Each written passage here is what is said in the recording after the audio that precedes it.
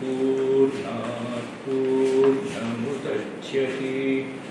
पूर्णस्य पूर्णमादाय पूर्णमेवावशिष्यते ॐ शान्ति शान्ति शान्तिः.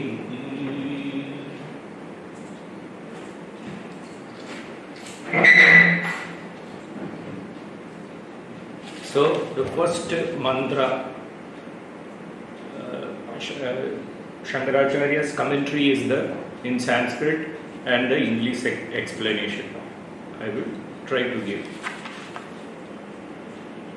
So there is first, before the Bhashya itself begins, there is an introduction. It goes like this: Ishavasyam ityadayo mantraha karmasu aviniyuktaha tesham akarmasheshasya atmano yadhatmya prakashagatvat. The mantra starting with Ishavasyam, 18 mantras are there. Karmasu aviniyuktaha. They have got no relevance to karmas. Means that it is not that that karmas, according to the people who uphold the ritualistic portion of Vedas, they hold that you simply have to go on doing work. No philosophical thought is required behind it. No concept of the self is not required. But this is not the Vedantins' viewpoint. Every work there should be a proper, that work, if properly done, should lead to the knowledge of the self. Or after knowing the self, out of your own freedom you can do works also. So that is, works always should be accompanied by a proper conception of the Atman or the spiritual self. So that is why they are telling that it is karmasu aviniyuktaha. This is the view of the Vedantin, that the ritualistic portion, they hold that karmasu viniyuktaha. Karmasu is in karmas. It is a saptami vibhakti, what is called the seventh case ending. That when we say in that, normally we use the word in English, in container and contained. In that sense, that is just in which something is contained, that is used in the adhigaranartha, that is the seventh case ending. So mantraha karmasu aviniyuktaha, it has got no relevance to karmas. Tesham akarmasheshasya, they are akarmashesha, these mantras. There are two words that frequently comes. One is called karmashesha and akarmashesha. Karmashesha are that which is associated with rites and rituals. That is, there is a main ritualistic sacrifices there. The smaller units that go to make up the main body of the sacrifice is called karmashesha. The smaller units, like secondary sacrifices are there, or secondary actions that go to make up the sacrifice. That is, whatever is associated with the main body of the sacrifice, whatever actions, those are called karmashesha. So the mantras also are karmashesha. When they say that all mantras, you have to chant the mantras when doing the sacrifices. So the mantras also become a part of the sacrifice, and therefore they are called karmashesha. So according to the karmakandins, they hold that this mantra is also a karmashesha. It is associated because it is meant to praise the sacrificer before he gets into the main act of performing sacrifices. This is repudiated, or this is challenged by the Vedantins. They say that it is not karmashesha, it is akarmashesha. It has got nothing to do with the sacrifices. That is the main point. Akarma shesha means it has got no connection with sacrifices. Karmasu aviniyuktaha tesha akarma sheshasya atmano yadhatmya pragashagatvat. Atmanaha, the Atman which is akarma shesha. The Atman has got nothing to do with sacrifices. There is no action in the Atman. The Atman is beyond action and inaction. So that is, they are akarma sheshasya atmano yadhatmya pragashagatva. That is, these mantras are meant to highlight the reality of the Atman. Yadhatmya means reality. Pragashagatva because they reveal the reality of the Atman. Therefore, these have got no connection with karmas. Now, what is this reality of the Atman? Yadhatmyam cha atmanaha shuddhatva apapa viddhatva ekatva nityatva ashariratva sarvagadattvadi vaksyamanam. Yadhatmyam cha atmanaha. What is the reality of the Atman? That all these words that are used comes in the mantras later on. Saparyagad, Shukramakayam, Avranam, all this comes. So in short, it is told, what is that? What is this Yadhatmya? What is this reality of the Atman? It is pure, Shuddhatva, Apapa Viddhatva. It is not touched by sin. Ekatva, it is non-dual. Nityatva, it is eternal. Ashariratva, it has got no body. It is bodiless. And sarvagadatva, it is all pervading. This will be told later on. Iti vaksyamanam. It will be told later on. Now this is Shuddhoham Swabhavato. This is explained in the Anandagiri Tika like this. Shuddhoham Swabhavato. By nature I am pure. Na agandukenabi papmana vittaha. Now I am pure. Okay, after some days is this papa going to strike me? No. Na agandukenabi papmana vittaha. I am not pierced by any future papa. Sarvatra eko. I am one everywhere. The same thing exists everywhere. I am one everywhere. Sarvatra eko. Asharira. I am without any body. Akashopama. I am comparable to the Agasha because it is told Sarvagada everywhere. Iti Janan. Knowing thus, na katakshena bhi karma vikshate. Even the merest glimpse of karma cannot be associated with the Atman. That is, whenever it is told that it cannot be, the Atman cannot be associated with action, what we should really understand is that the Atman is not to be associated with any kind of imperfection. So whenever karma is denied in action, what is actually being denied is imperfection in action. Because normally karma, there is some imperfection which makes us do karma. That is karma that is self-oriented, that is meant for selfish purposes. These karmas are normally whatever karma done with actions done with selfish motives. That is what is meant here by karma.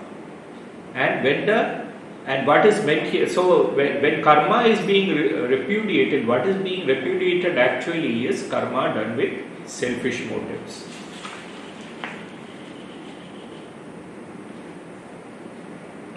Kadakshenabi karma vikshate. So this much is over. Yadhatmyam cha atmanaha shuddhatva apavaviddhatva egatva nityatva ashariratva sarvagadattvadi vaksyamanam tacca karmana viruddhyeta iti yuktaha eva esham karmasu aviniyogaha.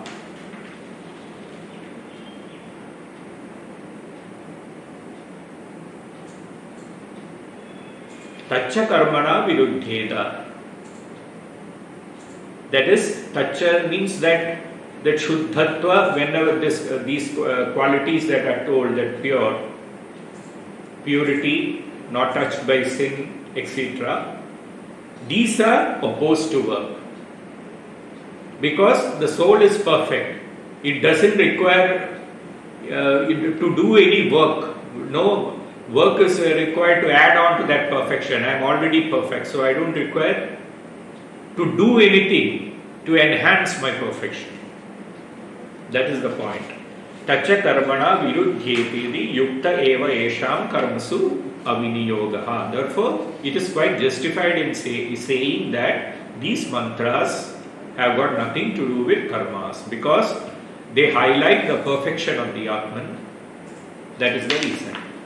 Nahi evam lakshanam atmano yadhatmyam utpadyam vikaryam apyam samskaryam kartru bhuktru rupam va yena karma sheshada syat.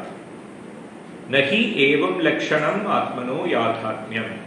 Nahi evam lakshanam. The lakshanas, the defining, the attributes that have been just defined, like Shuddhatva, Apabhavidhatva, Nityata, etc. All these defining attributes are given, that the references to that statement.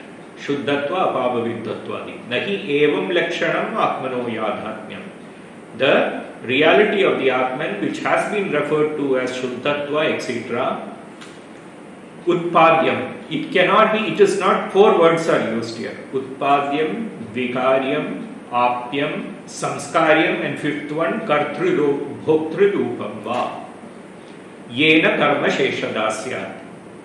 To be Karma Shesha, to be a part of the main, to be associated with sacrifices, it requires these 5 properties.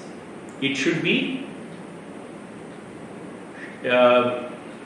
Utpadya, possible to generate. Utpadya means that which can be generated. Utpadyam, Vikaryam, that which can be mutated or changed is Vikaryam. Vikara means changed. And Apyam is that which can be attained. All these examples are given. And then Samskaryam, that which can be purified. And that which is Kartru Bhoktru Rupam Va, that which can be associated with the agent or that which can be enjoyed. All these things are associated with karmas. But the Atman has got all these 5 things.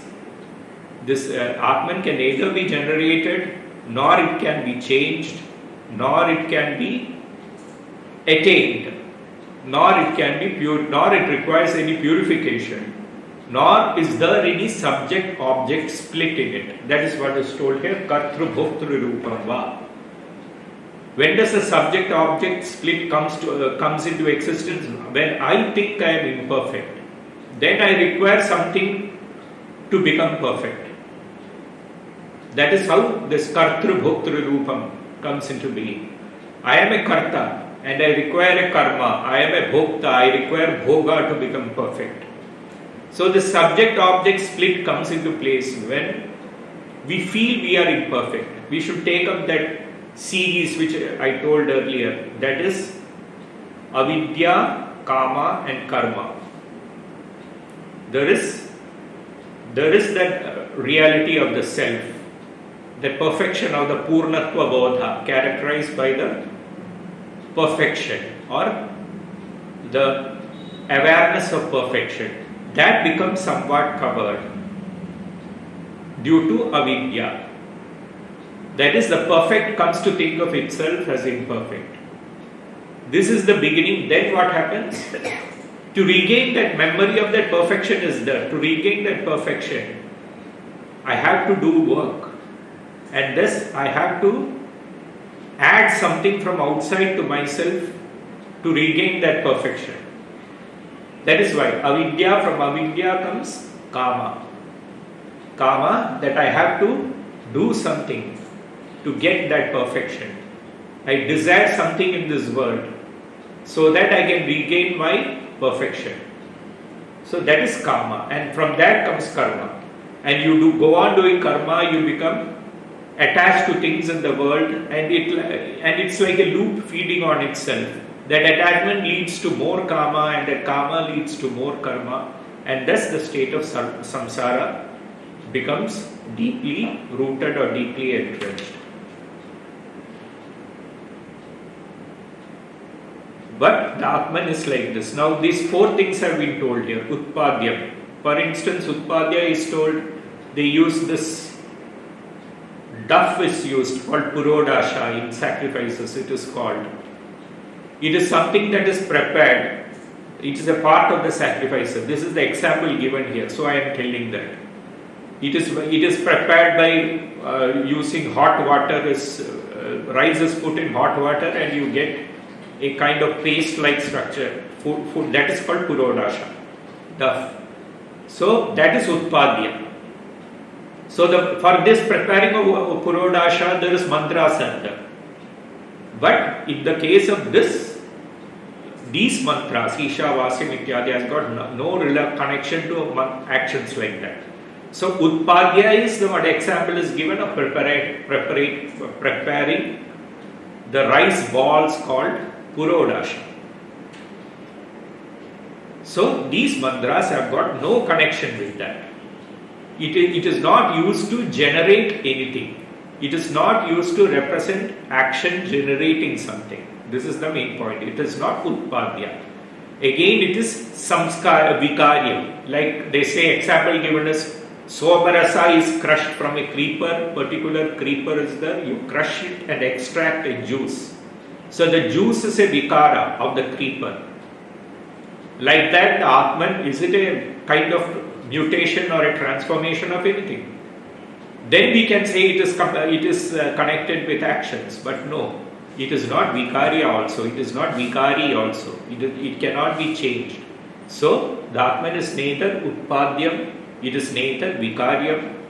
The next is, it is samskaryam, no, it is apyam. Now, another example is the mantras. You chant the mantras before doing the sacrifices. You chant the mantras once so that when at the moment of doing the sacrifices, the mantras will naturally come to you. So that is what swadhina ucharana samarthyam. That is, you can use it through practice. It becomes apya. That is, you can use it very naturally. Those mantras will come to you. It was not apya before. You could not, or what you can say is memorization or something like that. When you memorize something, you say it is apya. Yes, I have got it now. You have obtained it now. So these mantras are not like that, meant for just doing japa, etc. before the sacrifices. No.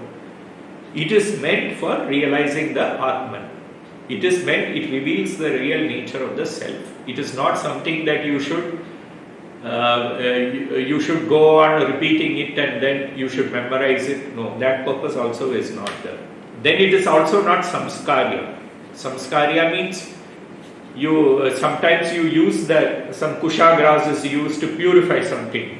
So likewise these mantras are used to purify some action, purify the agent before he gets into the act of performing sacrifices. No, these are not meant for that.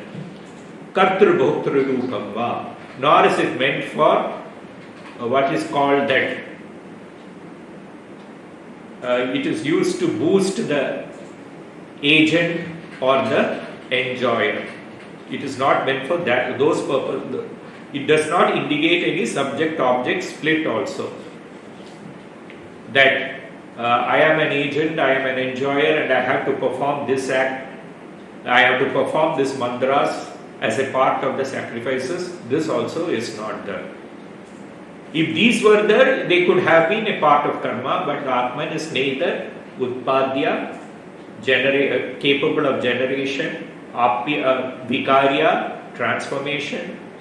It is apya. It is not something to be attained through repetition or something, nor is it samskarya, something that is to be purified, that requires purification. nor is there any subject-object split in it. Next is told, Sarvasam Upanishadam Atma Yadhatmya Nirupanena Eva Upakshayat. The entire Upanishad, Sarvasam Upanishadam, that is a Shashti Vibhakti, Shashti Bahuvajanam, sixth case ending. Sixth case plural. It is Sarvasam Upanishadam Atma Yadhatmya Nirupanena Eva Upakshayat.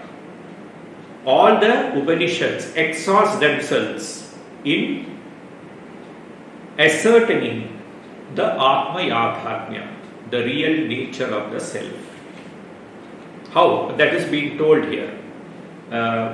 One important point is coming here. How does the Atman reveal through what characteristic signs should we interpret the sentences of the Upanishads? It is a very important point.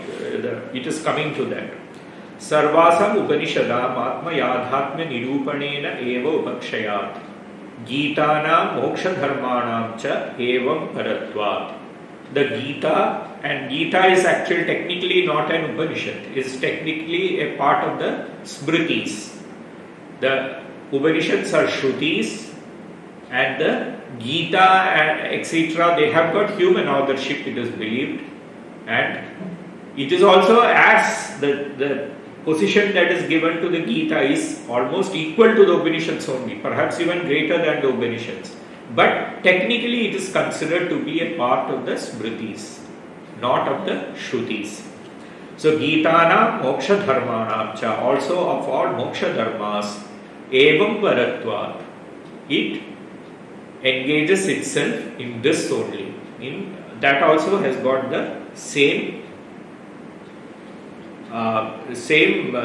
emphasis. The same emphasis. The emphasis is on the Atma Yadhatmya Nirupana, on the ascertaining the real nature of the self. Tasmat Atmano.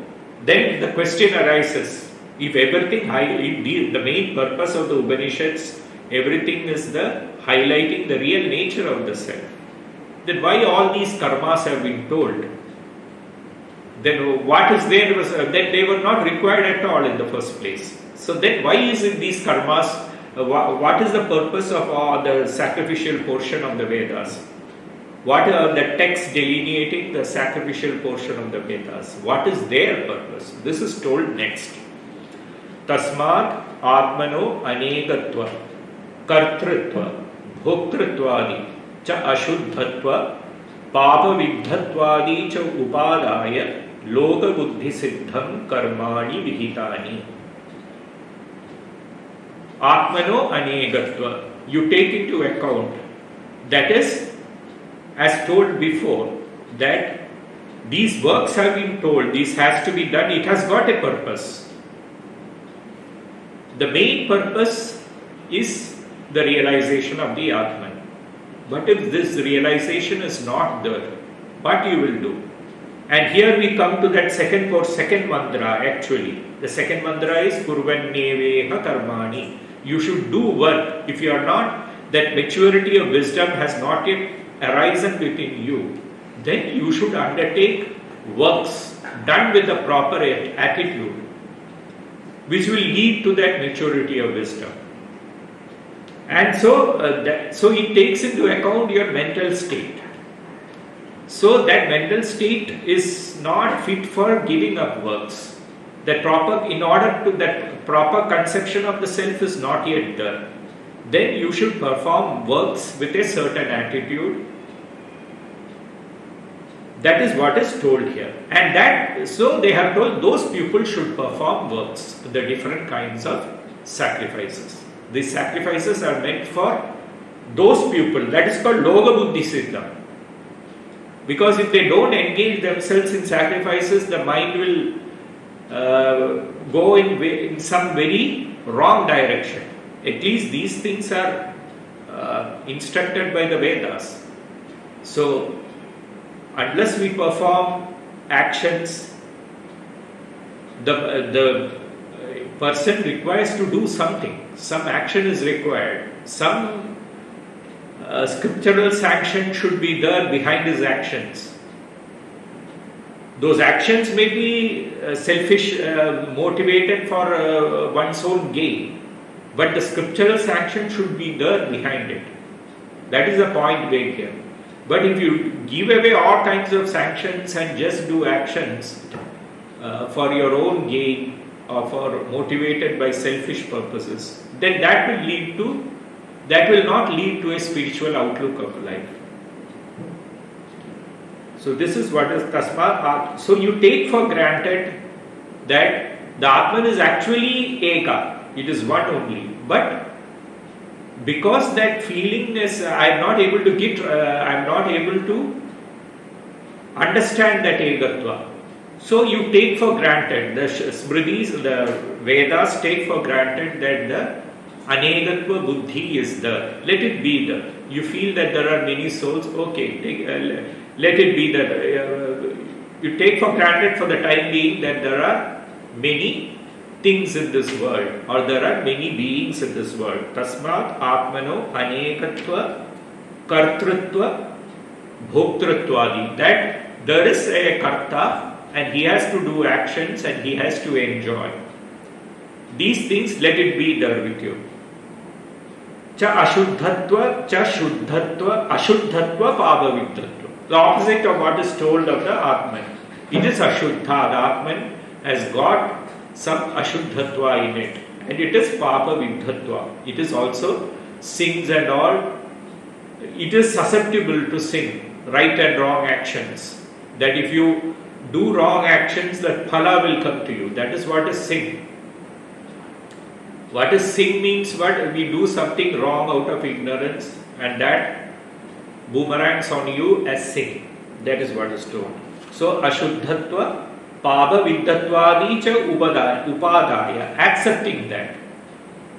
The Loga Buddhi Siddham, the normal understanding of people, taking for granted the normal understanding of people that the Atman is many, it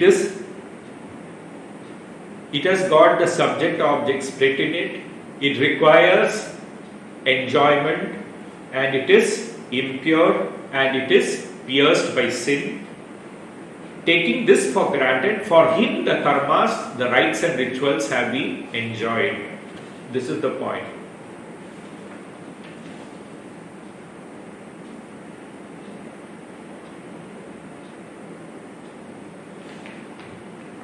Yohi, now it is told here, Yohi karma phalena arthi. For him who is arthi means wanting, who wants the karma phala. This is connected with the word kama. Yohi karma phalena arthi. He who wants karmas, the phalas of karma, the results of action. What kinds of action? Drishtena Brahma Varchasadina.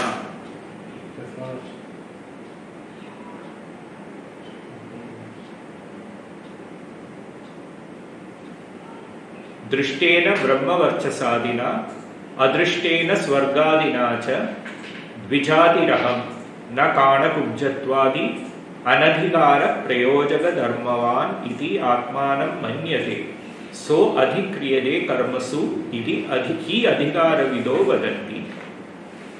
The adhikari vidaha means those who know who is adhikari for what. That is, the Vedas are meant for that. Now all things are not told for everybody there. This portion is meant for this person. I have already told. The mantras are meant for the brahmacharis. He will just go on reading the whole thing. And the Brahmana portion is meant for the Grihasthas. It is not meant for the Sannyasi. And then again there are the Upasana sections which are meant for the Vanaprasthas. And the Upanishads are meant for the Sannyasis. So the Adhikari Vidaha, he who knows the Vedas know which portion belongs to whom. This portion is meant for which Adhikari. He is called Adhikari Vidaha.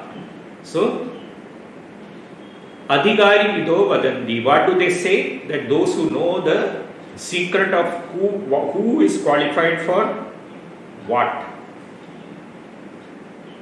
They tell that so adhikriyate karmasu.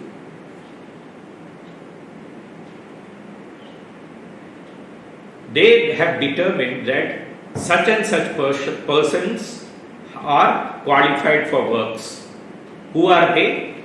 Yohi karma phalena arthi. He who wants karma phalas. He who wants the results of actions. That is, arthitva is there, as I told, only when you feel that there is that apurnatva bodha in you. That generates kama or that generates arthitva. You require something to become perfect. Because I am imperfect, but I cannot be imperfect, because that imperfection is only a kind of clouding that has come upon us. So that memory of our perfection will not go away. Even when we feel we are imperfect, the memory of our perfection will still be there. So that out of that contradiction comes what is called kama or arthitva. The word used here is arthitva. Yohi karma phalena arthi. He who wants karma phalas. What kinds of karma phalas are there? Two kinds are generally told here.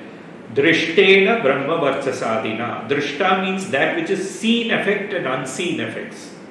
The seen effect is brahma varchasadi drishtena.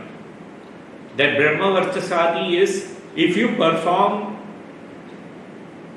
spiritually sanctioned actions, even with selfish purposes, a kind of radiance will come to you if you perform action. So, the sacrificial portion has also got their values. So, you perform it, you get a kind of Brahma Varchas, means spiritual radiance. This is one meaning. Drishtena Brahma Varchas, you want that spiritual radiance or that effect that comes on to you by doing righteousness. This is what it is. So, Drishtena Brahma Varchasadina. And the Atman is beyond righteousness as well as unrighteousness. So, these two are separate things. There is a very fine distinction between them according to the Vedas. That is, that in order to avoid unrighteousness, you do righteous actions, and then righteous actions also you have to give up. Like Thakur gives the example of two thorns. The thorn of unrighteousness is in our flesh. So you take out the thorn of righteousness, remove the thorn of unrighteousness, and then you throw both the thorns away.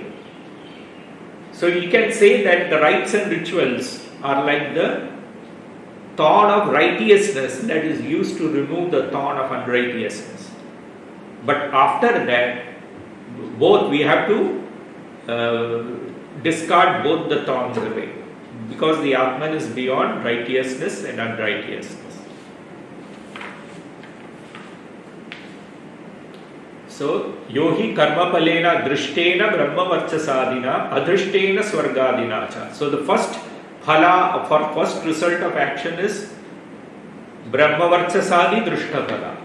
This seen effect of action like brahma varchasadi. And Swargadi adrishta means the result of action like unseen result of action like Swarga. Like you perform all these rituals, etc. You just believe, you don't see it, but you believe. It is an adrishta phala that you will gain heaven after your death. So, this is the unseen effect of action. These are the two results of actions that motivate you to get into the act of performing sacrifices. And then again it is associated with the what Dvijadi Raham. That is, normally in the Vedas it is understood that the Dvijadis are to perform Vedic sacrifices. The Dvijadis are actually the twice born, it is told. After you are born, again you are initiated with the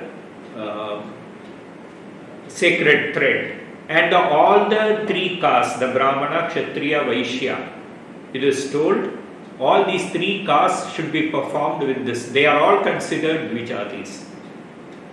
The Shudra is left out. He is not supposed to perform these Agni sacrifices associated with anything connected with Agnis. But the other things are not close to him. He is the Puranas, that the Bhakti scriptures, all these things he can still perform. So this is that is why he is called I am a Dvijati. I belong to, and the Vedas also, Vedanta also doesn't believe in that division that the Shudra should not do Vedanta Vijara. No, this is only for the sacrificial portion. Who uphold the validity of the sacrificial portion of the Vedas. They told that what characterizes them is that they desire the fruits of action, either seen or unseen. The seen result is you get the righteousness, the result of righteousness, that the moral character that you gain by performing righteous actions. Then the gaining of heaven. Then again you say that I am a Dvijati. There is all these feelings are there. I am a Karta. I have to perform these actions. I am a Dvijati. That is what I told, the subject-object split is there. Dvijati raham na kanakujjatvadi anadhigara prayojaga dharmavan. Now this is another problem with those who uphold the ritualistic portion of the Vedas. They say that in order to perform this, you have to be physically perfect. Kanakujja is one who is eye squint-eyed, or one who has a defective hearing, etc. This is Kanakujja. Generally, it is told.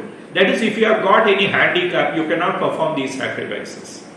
So, all these qualities will disqualify you from performing sacrifices. So, all these considerations are there, all these things, but according to Vedanta, these things do not touch the Atman at all.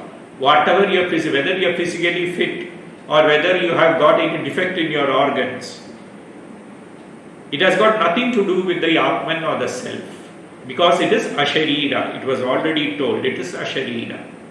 In fact, many of the great saints of the Vedic tradition some are physically deformed. We have heard of one of the greatest Advaitic texts like Ashtavakra Samhita, Ashtavakra Gita. It is his name itself has come from that. He has got 8 bends in his body. Ashtavakra. So he is one of the greatest saints and he is known by this name. And it is told that later in some Pauranika story is that he took bath in a river and afterwards he removed all these deformations. But the point is this: they are considered that physical deformity has got nothing to do, it doesn't touch the self. But this demarcation is held by the Karmakandins, so that those who uphold the ritualistic portions, that any defect in the body disqualifies that person from performing sacrifices. Na kanakujjatvadi anadhigara prayojaga dharmavaniti atmanam manyate. He who thinks of himself as that. So, na kanakujjatva, these defects are not there. Therefore, I can perform actions. So, adhikriyede karmasu iti hi adhigara vido vadanti. This is what people who know about adhigaris say. That is, a person thinks I have no imperfection in my body, I am quite capable materially of performing sacrifices. I am a Dvijati, twice born, and I have this desire for righteous enjoy. I have this desire to enjoy the fruit of righteous actions in this world and in the higher worlds. Then I believe that there are so many souls. Then I believe that I am a karta and I need to enjoy those objects. I have the desire to enjoy those objects. For them, these rites and rituals have been mentioned for them. But those rites and rituals have not been meant for those persons who have realized the real nature of the self, or those who really want to realize, who have hell bent on realizing that the Atman is pure, it is not touched by sin, it is one, non-dual, it is everywhere like Agashya, it has got no touch of matter in it, asharira, etc. For them, the sacrificial portion is not meant for them. This is the point. Adhikriyate karmasu iti hi adhigara vido vadanti tasmad ete mantra atmano yadhatmya pragashanena.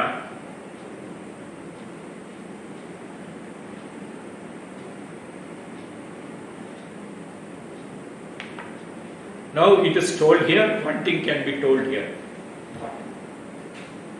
that it highlights the real nature of the Atman. Now how is these to be?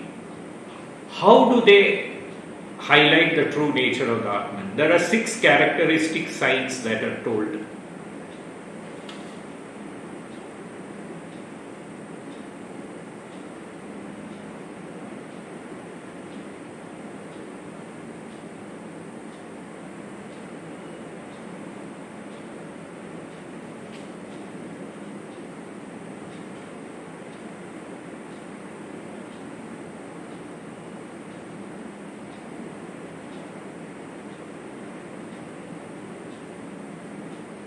Shadvidha Tatparya Lingani. There are 6 characters. Linga means signs. Shadvidha, 6 types of Tatparya Lingani. Characteristic signs are there, which should be employed in interpreting the Upanishads. What are these? 6 are the first is Upakrama Upasamhara. Upakrama Upasamhara means there should be a proper introduction and ending. That is, the subject matter should be introduced, and the subject matter when the subject matter is introduced and when the subject matter is concluded, the same truth will be highlighted. Like it is told in the most famous example is in the what is called the Chandogya Upanishad. It is told Ekameva Dvitiyam. The subject matter begins with that. It is one without a second. Then when that whole discussion is ended, in the end also they say, Eitad Atmyam idam sarvam. This Atman is all this has got this Atman as its essence. So that it should have a proper Upakrama and Upasamhara. So this is the first point, the first characteristic sign of the Upanishads. It should be Ekarthalinga Paryavasanam. That is what is told here. Vijarya Pragaranasya Adyanta Vakyayoho Ekartha Paryavasanam Lakshyate. That is, of the whatever is the subject matter of discussion, what is the subject matter of analysis, all this, the same conclusion should lead to the same Ekartha Paryavasanam. It should lead to the same conclusion. That is, the one thing is telling one thing is telling something, other thing is telling something else. No, all this should be consistently interpreted as leading to the same reality, leading to the same meaning. So this is the first characteristic sign. It is there should be a proper introduction and conclusion. The next is Abhyasa. What is Abhyasa? Ananyapara Punashravana. For instance, in the same portion it is told Tattvamasi Shvedaketo. 9 times it is repeated. So why, if you read the Kathamrita also, the Gospel of Sri Ramakrishna, the same thing is told, God alone is the reality. In different ways it is told again and again in the whole text. So this is also one of the points, that it should be repeated. That repetition, the same thing should be repeated again and again. This is Abhyasa. So this is and it indicates actually Adara, Utkrishta, that respect for the truth. That is why it is again and again being told.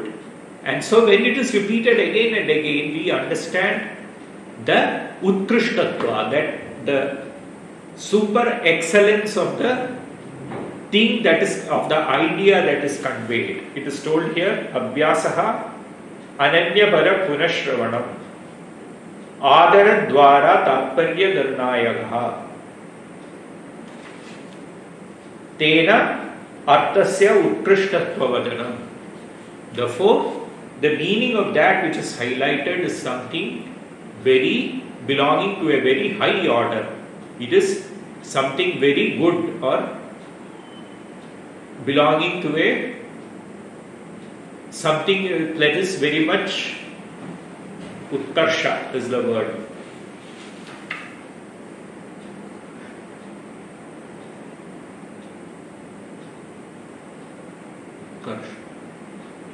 Something very superior. That's all. Superiority is what is that. The idea that is repeated again and again has to be something highly superior to everything else. So this is Abhyasa, the Upakrama, Upasamhara, Abhyasa, Apurvada. Next is, it is Apurvada, it is something genuine, it is something unique. Now this is one of the important points, that what is revealed through the Upanishads cannot be got through any other means of knowing. The Atman, that Atman is non-dual, etc. This we cannot understand from the world, because in the world we see only many things. So whatever is revealed, that is Shuddha. In the world we see only Ashuddhatva. So it is told that it is Apurvada. Apurvada means that which can only be got through the Upanishads. Of course, the whatever is revealed through the Upanishads will not be disproved by the world. The world is neutral in that. All of the other pramanas I discussed the 6 pramanas like Pratyaksha, perception, Anumana, inference, Upamana, that comparative knowledge, presumption, Arthabhati, Anubalabdhi. All these pramanas are the absence, non-apprehension. All these 5 are told are the other 5 pramanas. The role of these, what these do is they do not prove or disprove the Atman. They neither prove nor do they disprove the truth regarding the Atman. The truth regarding the Atman can only be proved by the Upanishads. There is one in the Brihadaranyaka Upanishad, or in the Chandogya, I don't exactly remember, Aupanishadikam Purusha. I am going to reveal the person that you get only from the Upanishads. So this is Apurvata. It is something unique which you do not get from any other source of knowledge. So Upakrama, Upasamhara, Abhyasa, Apurvata. Then Phala is there. There is a Prayojana. What is that Prayojana? You attain Mukti or Moksha, Avidya Nivritti. Avidya goes away from you and you attain liberation, salvation. This is Apurvata. The next is Phala. Next is Arthavada. Arthavada is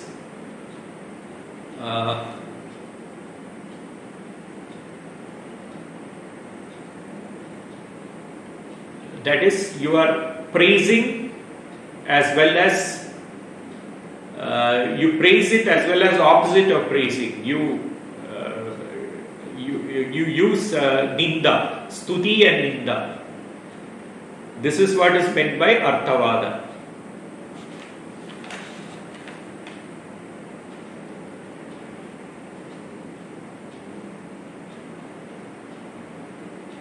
That is, the action we are doing is either praiseworthy or the actions that will that is to give to enhance the motive. You say that this action is very good, it is something that is worth performing. You use some rhetorical language to increase that effect. That is to increase your motivation for performing that action. This is called This is called stuti. And then again, some action is very something very much forbidden. So use that kind of language that discourages you from performing that kind of action. This is ninda, and both are called comes into the category of what is called arthavada, rhetorical language, you can say.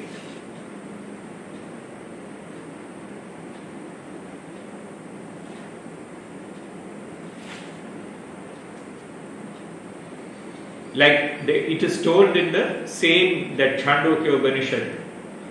Have you known of that by knowing that Atman? Yena tam adesham aprakshyo. I am going to tell you of that thing. Yena ashrudam shrudam bhavati. That which is not heard will become heard. Amatam matam bhavati. That which is not thought of becomes thought of. Avidnyadam vidnyadam bhavati. And that which is not known becomes known. So it is all told to praise that knowledge. That is the word.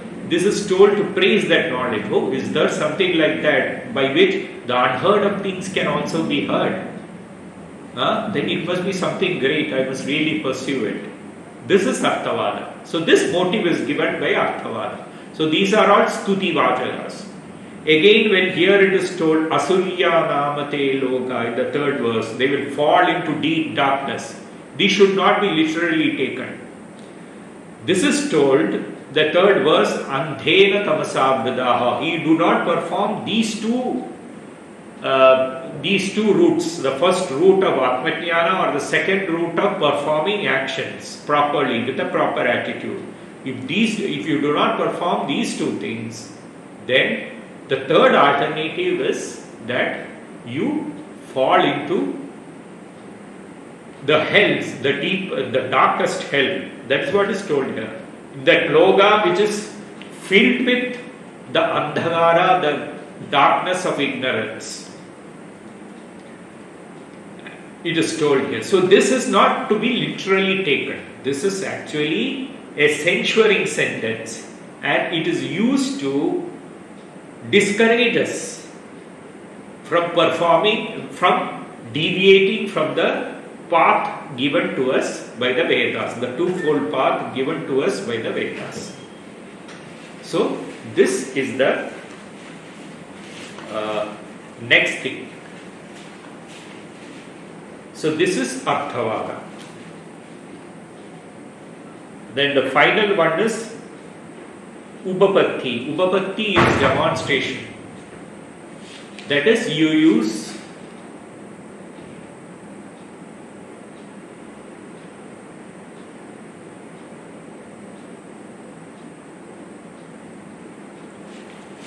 Upapatya Pratipadyasya Abadhitatvam Nyayate. Through Upapatti, you demonstrate that this is something that can never be sublated. Something that never can be destroyed. That is no other, that whatever knowledge we gain from the Upanishads, that cannot be sublated by any other thing. It will always remain. That knowledge is not, it will not be updated into something else. That is what all our physical sciences or any kind of sciences. It is always continuously being updated. But this is the ultimate knowledge. It can never be updated.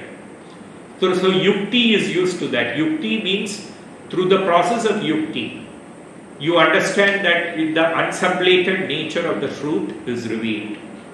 And in the same example it is told, Yadha ekena mritpindena sarvam mridmayam vijnadam syat vacharampanam vikaro namadheyam vrittiyetyeva satyam.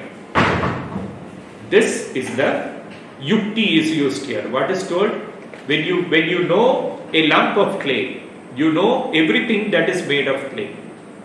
Whether clay is, you use clay to make an elephant or a human being or a king or a beggar. The same clay is the stuffing inside everything. So like that, in the same manner is this What is that? Vacharambadam vikaro. All changeful things are an effort of speech only. They are namadheyam.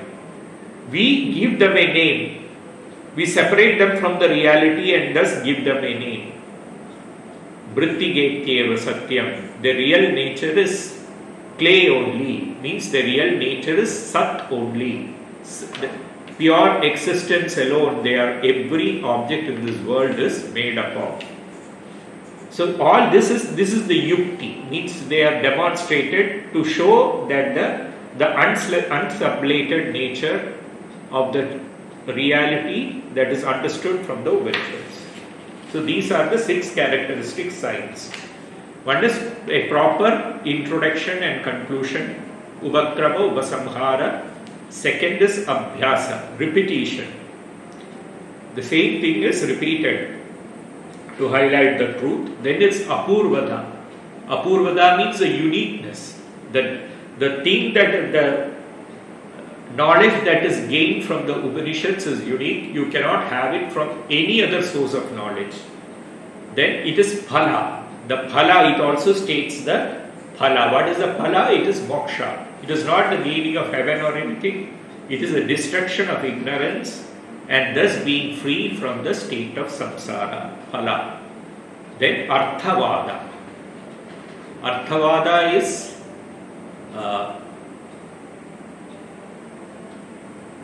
rhetorical statement. What we told here, that censure, it can either be censure or praise, and it is the purpose is to give an extra motive to perform what is beneficial to oneself, and the censure, the purpose of censure is to refrain us from doing what is bad for us, what leads us away from the correct path. So this is arthavada. And then final thing is ubapatti, demonstration through reason. Demonstrating through reason that the truth can never be the truth can never be sublated. That it can, the unsublated nature of the reality. So these are the 6 characteristic signs. So all the Upanishads should be interpreted in this manner, with the help of these 6 characteristic signs, like upakrama, upasamhara is one, abhyasa, apurvadha, phalam, arthavada and upapatti. Upakrama, upasamhara is beginning and conclusion, then abhyasa, repetition, apurvata is uniqueness, originality, that it can only be had through the Upanishads, phala, the result, which is liberation, moksha, and ananda prapti. All this is told. This is also moksha. So swarupa, knowing one's own real nature, and that paramananda prapti, knowing that our real self is blissful, etc. This is phala. Then arthavada is censure, to identify properly the places where censure is meant and praise is meant, and not to take them literally. Then final thing is upapatti, demonstrating to reason the unsublatable nature of the reality. So these are the 6 characteristic signs. Now the one more sentence is remaining that we will discuss in the next class. After that, the mantra proper starts. Om Shanti Shanti Shanti Hari Om Tat Sat Shri Ramakrishna Arpanamastu.